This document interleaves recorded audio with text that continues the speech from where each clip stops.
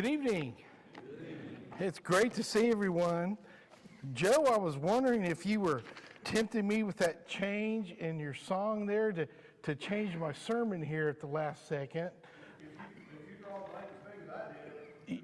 You know that is actually next week's lesson in my Hebrews class.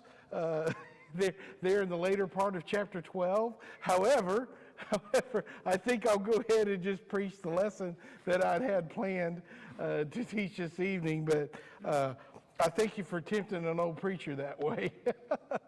Well, again, good evening, and it's good to see everyone. You've been in my prayers with your search for a full-time minister to serve here at Whispering Hills, and certainly hope you can find one. I've been actually calling maybe some of my Bear Valley buddies and telling them, hey, there's an opening. Get your resume together and send it on. So I will definitely keep that up and let them know that there's certainly a need here at first. We can all agree that the Christian life can be certainly illustrated like a race. And this is the way that the Hebrew writer says it here in the beginning of chapter 12 is that we are running a race. Now, however long that race is, we don't know. However, there are characteristics to a race that we all understand. Now, some of us, I myself have never run a marathon, okay? Some of you may have. However, as a younger man, I was an athlete, and I did have to do road work.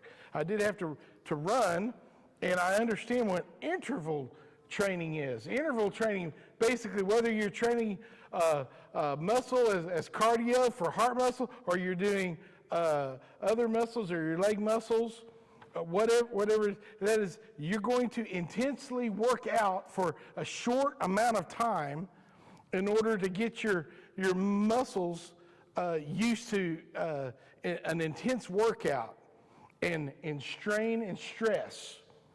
And then you rest for a period of time, and then you do it again. And you do that over and over again, and that builds your endurance, your perseverance. It makes those muscles stronger and your body stronger in order to run a longer period of time. Now, in 1980, New York City, they hosted a marathon. Now, they do every year, but in 1980, there was a surprise that year. A lady named Rosie Ruiz won the marathon that year, and she did it in record time.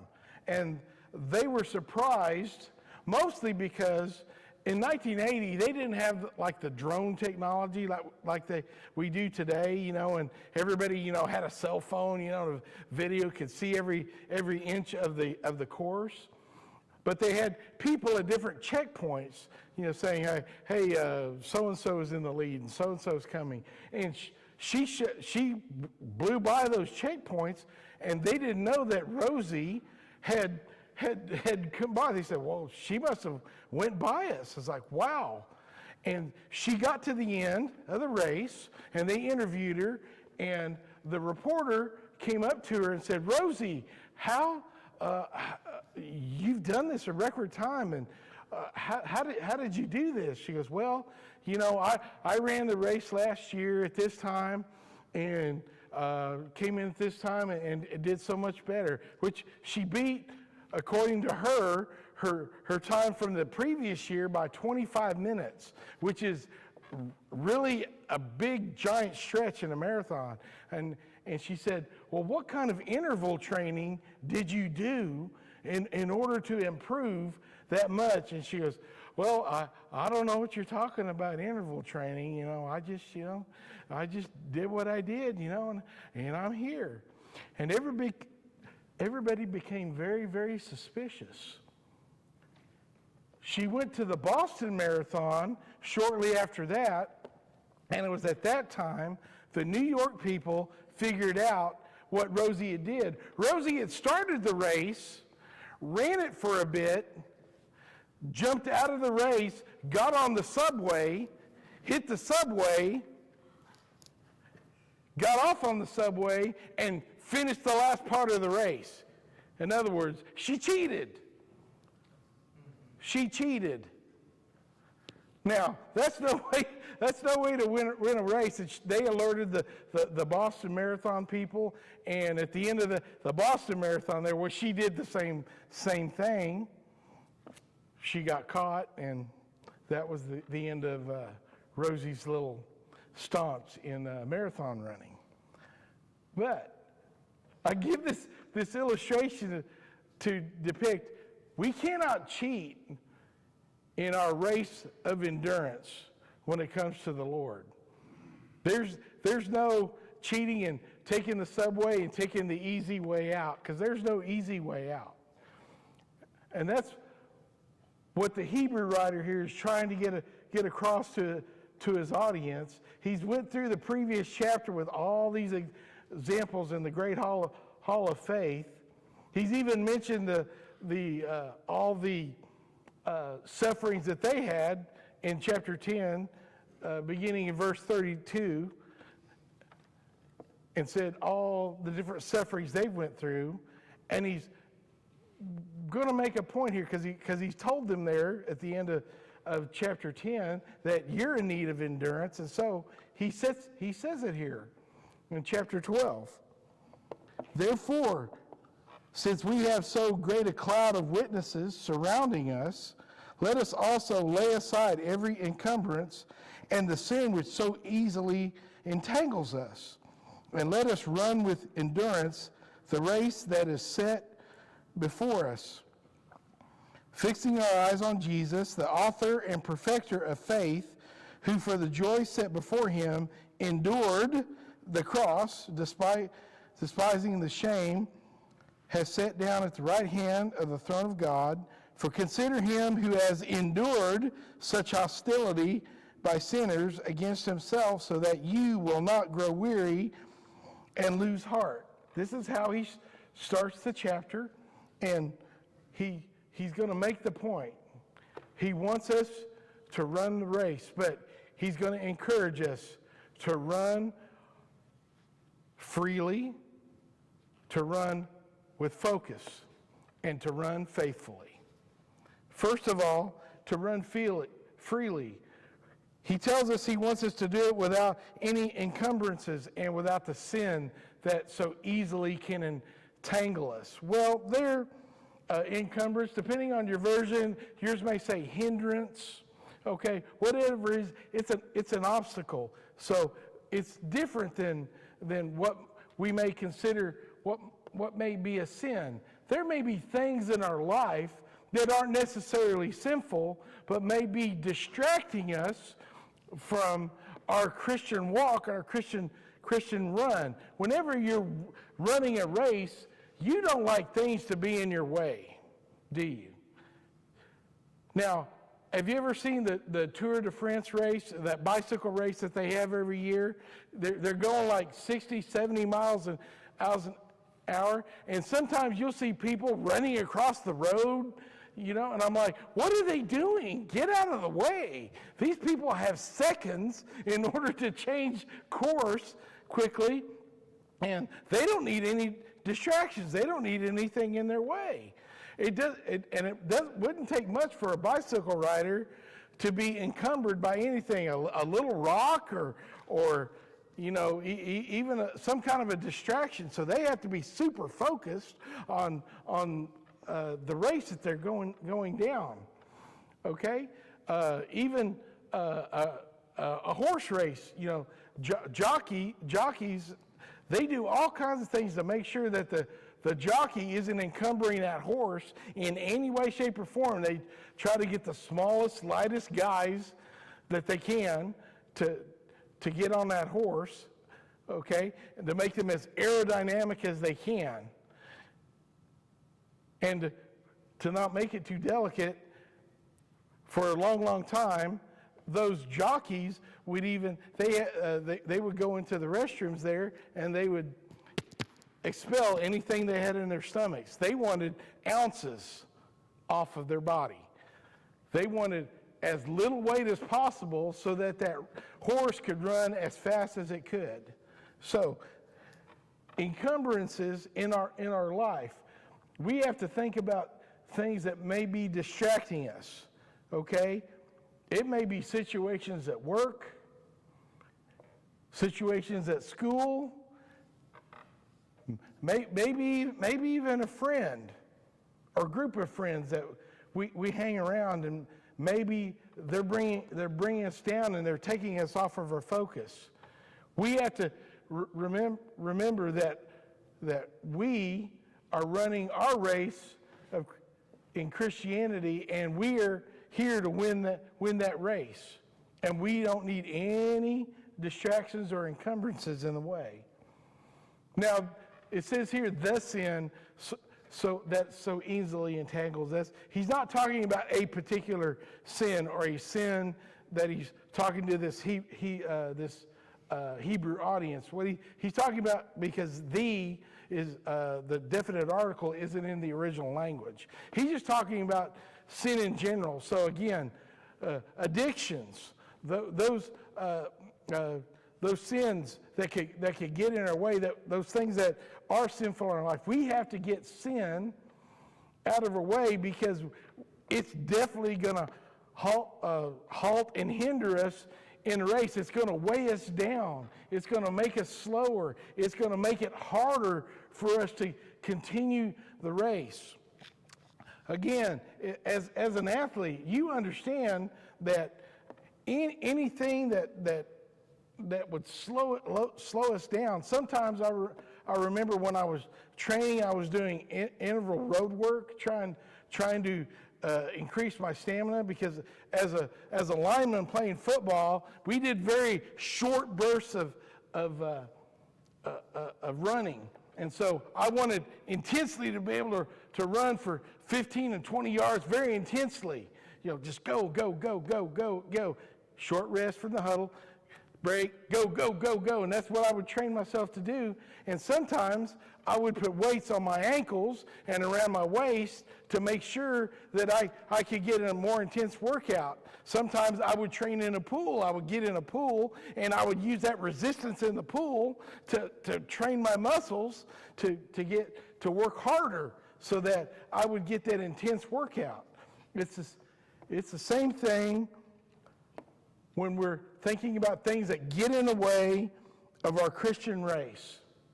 Everybody with me?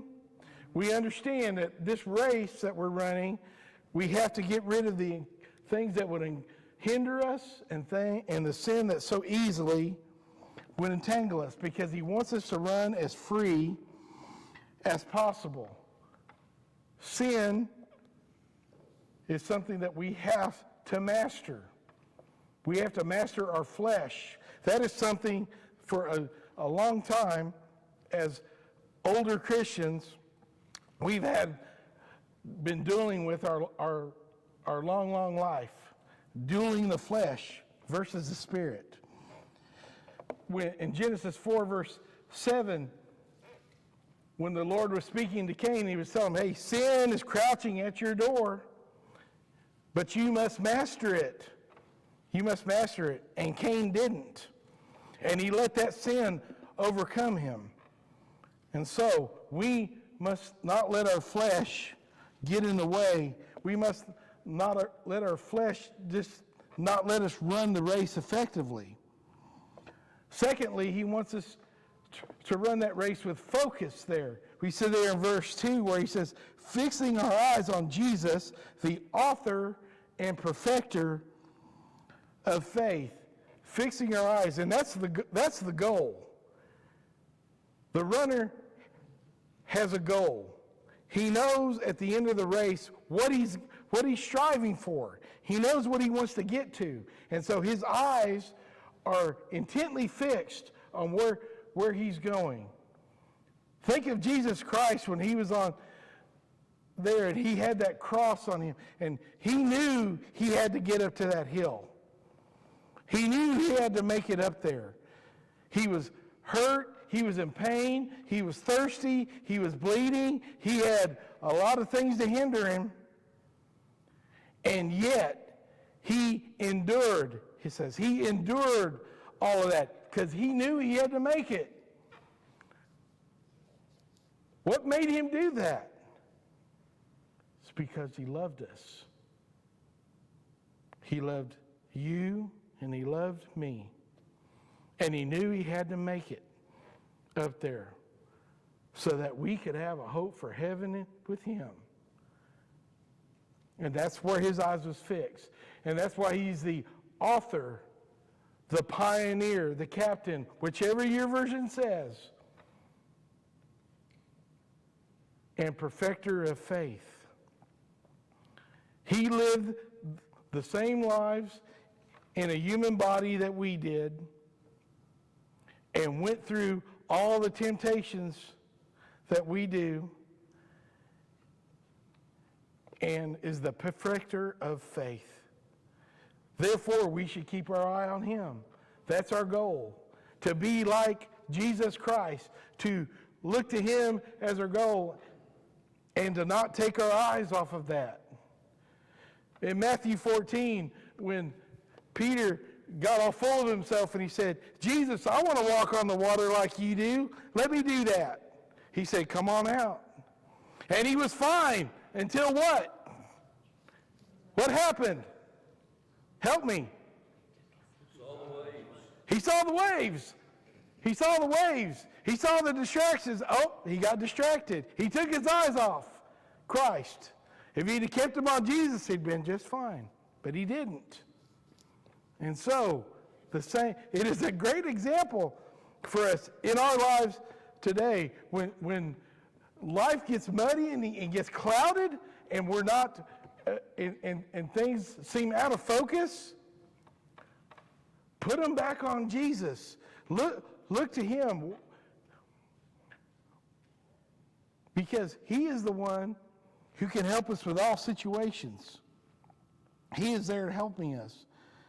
He despised, it says in verse 2, the shame, and he sat down at the right hand of the throne of God in victory. In victory. Lastly, he wants us to run faithfully. He wants us to run faithfully. Now, to run faithfully, includes this component that he wants us to run with endurance. So, again, how does an athlete train for endurance? Interval training. Well, our interval training, unfortunately, is trials and tribulations and suffering. That's what he's been setting up the Hebrew people here that he's writing to, telling them it's a very simple concept. We're all going to, as any athlete will tell you, as they go along the race, there's gonna be some suffering. They're going to feel some pain. There's going to be some aches, and there's going to be some pains, and there's going to be some trials. And there's maybe even points of the race where they maybe feel like giving up. They get they get tired, they get worn, they get weary.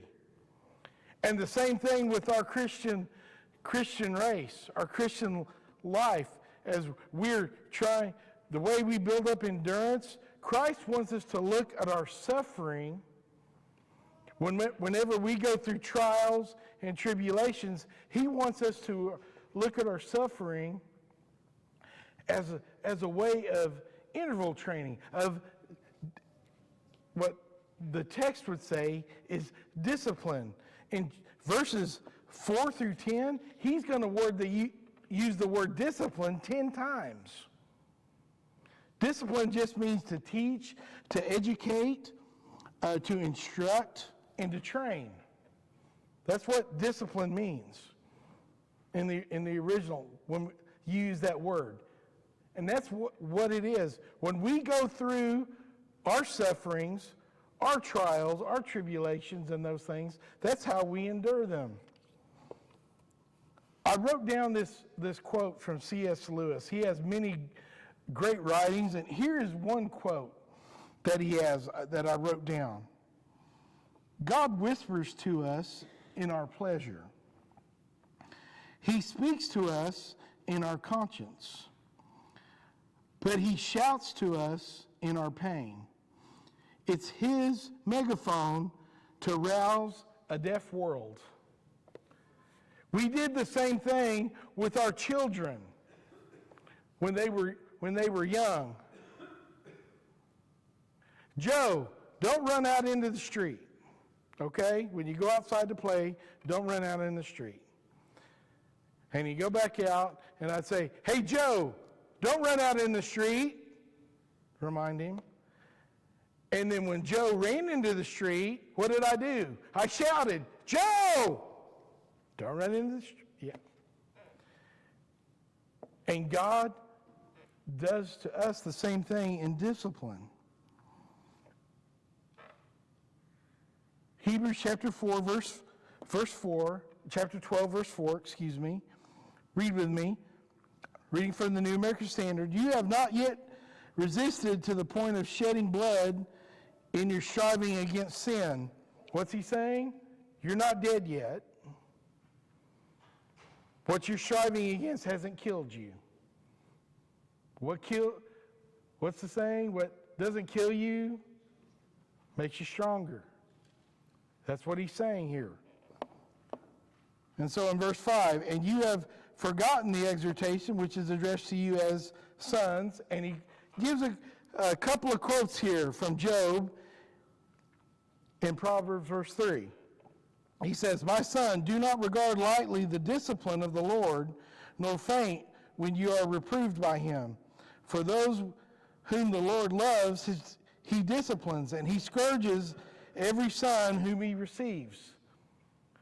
He disciplines us, and he shouts at us, and he uses our suffering for a reason. The end of verse 10, he says, because it's so that we can share in his holiness.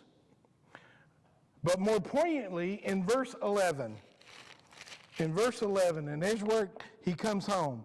It says, all discipline for the moment seems not to be joyful, but sorrowful. Yet to those who have been trained by it, afterward it yields the peaceful fruit of righteousness.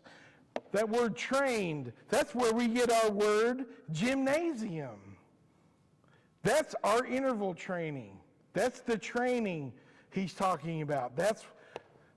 So when a Christian suffers, when we suffer in here, whatever we're going through, Christ wants us to endure suffering as a Christian, knowing that God loves you. He loves you. And to remember that there is a reward in the end, and that in the end, it will glorify him. That is why we do it. We go through that, and it makes us stronger Christians. It strengthens our faith, and it yields the peaceful fruit of righteousness. That's why we go through that. It makes us stronger. It bulks us up, and it gives us our spiritual endurance to run the race.